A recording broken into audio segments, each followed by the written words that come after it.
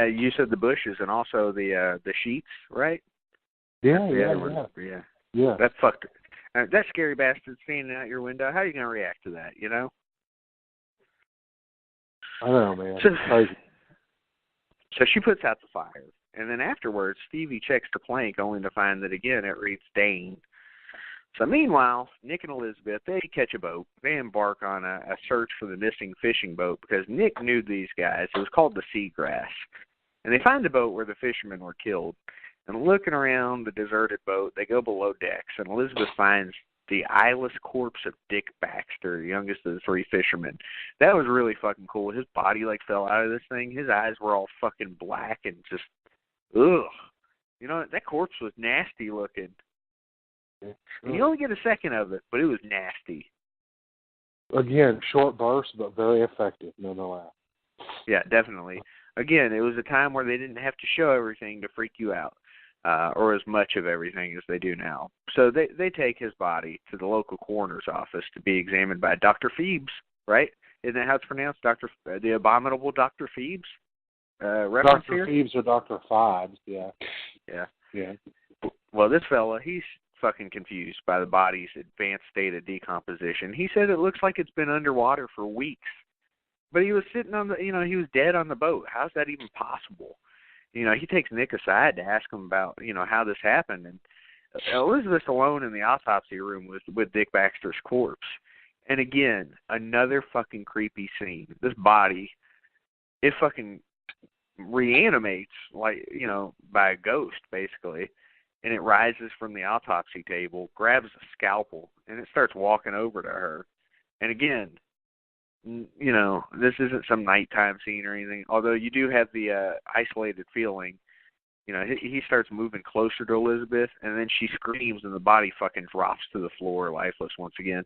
I thought that was effective as hell. Oh, yeah. Again, late at night, that would freak somebody out, I think. Oh, yeah, it would. So her screams bring Nick and the doctor rushing back into the autopsy room, and they see the corpse had scratched the number 3 into the floor with the scalpel, which means 3 have died, Blake.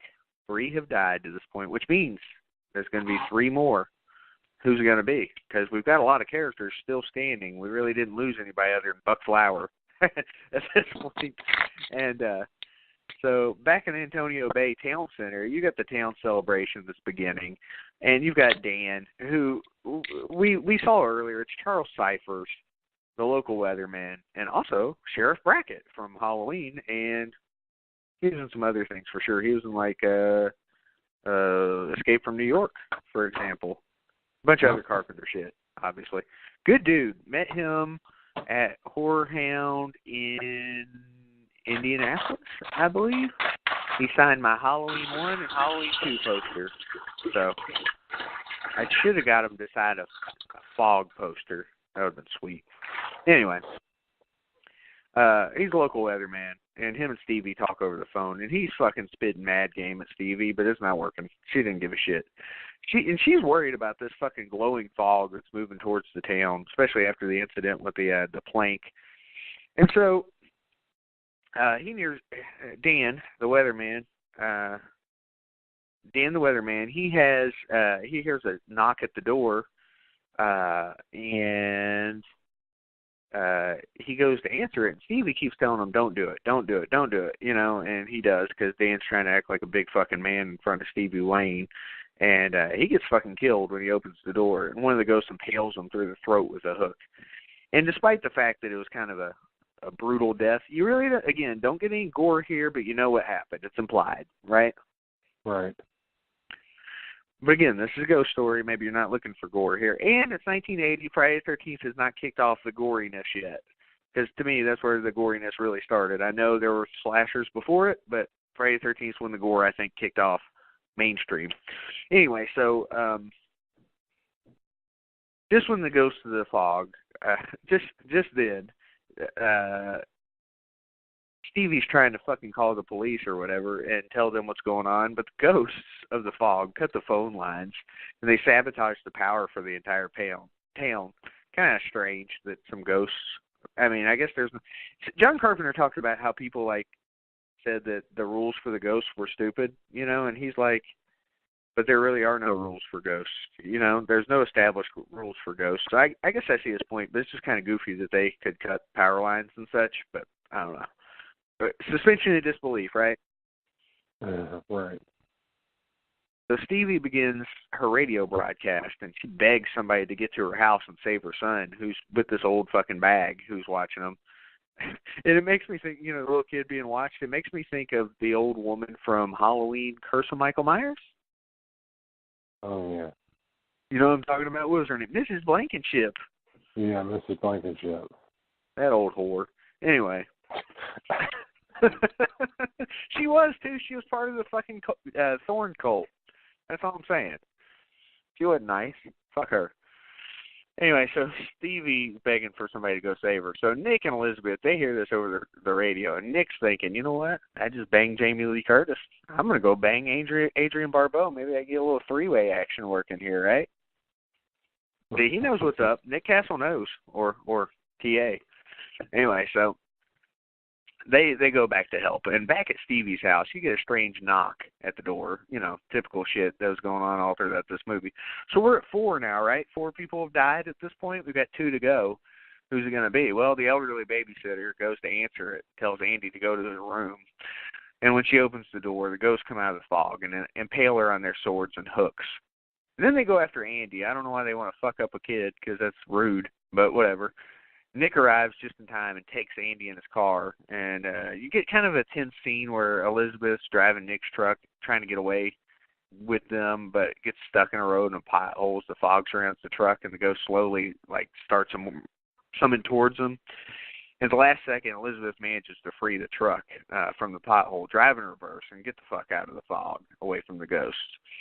So meanwhile, we're still back at the celebration of the town. It's coming to an end. I swear this town looks like there's 12 people in it. There's not a lot of people in this fucking town, that's for sure. It's it is smaller than wherever you live, Blake. Damn it. Bumfuck Nashville. Okay. I don't live in Nashville, damn it. Bumfuck Nashville. There's a difference. You have to put that before it, or else it's not accurate. You live in bumfuck Louisville. Who gives a shit, right? We're 17th largest city, though. Full of Something drunks like and assholes. So. Yeah, we are. Fuck. And heroin. No, that's more so New Albany. There's a lot of heroin here, too. Heroin. Happy heroin. Silver Shamrock. So you get the end of this celebration. Kathy and her assistant, Nancy Loomis, and again, Kathy's Janet Lee, they drive home in the same car. And when they turn on the radio, they hear Stevie repeatedly, telling people to stay away from the fog because it's dangerous. But when the fog appears, they drive away from it. So Stevie's kind of directing traffic over the radio. And they hear Stevie saying the only safe place is the church, which they go to. I don't know why she thinks the church is safe. Did you catch this? Why does she think? Well, now, granted, I get the idea, but why does she think that? I don't know. I guess because of the standard thought that church, someplace holy, someplace safe, but she may have just been, ignorant to the fact that the church was built out of blood money. Yeah, exactly. So you get Nick, Elizabeth, and Andy here. They hear the same message. They go to the church. They all meet in the church, as well as Father Malone. And they hide in the small back room. And while they're in the church, while they're in that back room, Kathy and Father Malone find some of the stolen gold, which has been melted into a cross. What's the point of that? You kill a bunch of fucking lepers and melt the gold into a cross? I don't understand the logic. You know what I'm saying? I get, maybe they only melted half of it into a cross. I just don't understand how you can build a church with a cross that's, you get my point? Yeah. I think they're assholes. They just wanted to kill a bunch of lepers. That's it. They just wanted to kill some lepers. As simple as that. So, speaking of, a funny thing, I wasn't watching. My wife was watching, Call the Midwife. You know what that show is? I've heard of it, I believe. I've never watched it. It's a bunch of British chicks helping women give birth. That's what it's about. I don't understand the appeal of it, but anyway, while I was listening in the background, they were talking about a leper, and I was amused. I was like, hell yeah, a leper. We're going to be talking about some lepers tomorrow night. So, anyway, they let's see, Father Malone takes that cross, and Blake's ghost and his crew begin to break into the room. And knowing he's the offspring of the last conspirator, Father Malone, he confronts the ghost with the golden cross.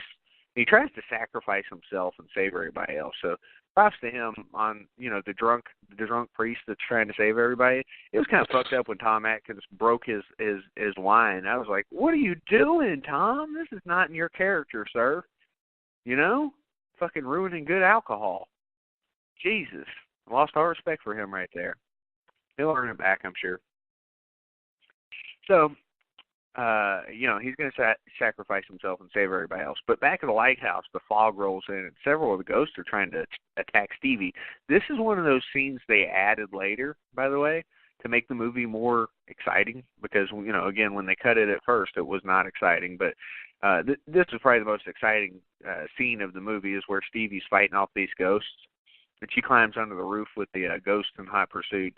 And the ghosts slowly close in on her, and they're ready to attack. She's basically done at this point. But back in the church, you got Blake's ghost, and he grabs the golden cross. And the golden cross starts to glow. And it's kind of it was interesting to hear how they shot this and the commentary for the movie. John Carpenter talking about it. It was pretty sweet, just learning about stuff like that.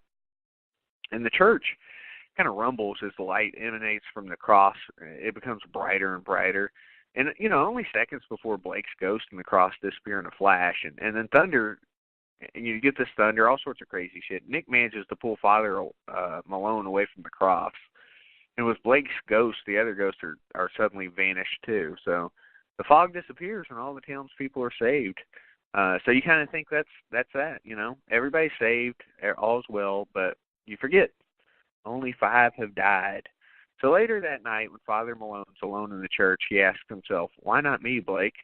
At that moment, the fog reappears, and with Blake and his men, and when Blake swings his sword at Father Malone's head, it decapitates him as the screen cuts to black, because 6 must die, Blake. And that's the fucking fog from 1980, my man. I'm sure I left out some parts, some things I probably wanted to talk about, but that's what I have for you. And now I need a breath and a drink. So talk about it, Blake. Okay, sure. Again, this movie, it ends on a bang, not a whisper, and it's beautifully shot, extremely well executed. It's scary without delving too much into the gore that would, eventually we would get with Friday the 13th, and that would sort of launch the slasher craze in high style, but the kills are effective.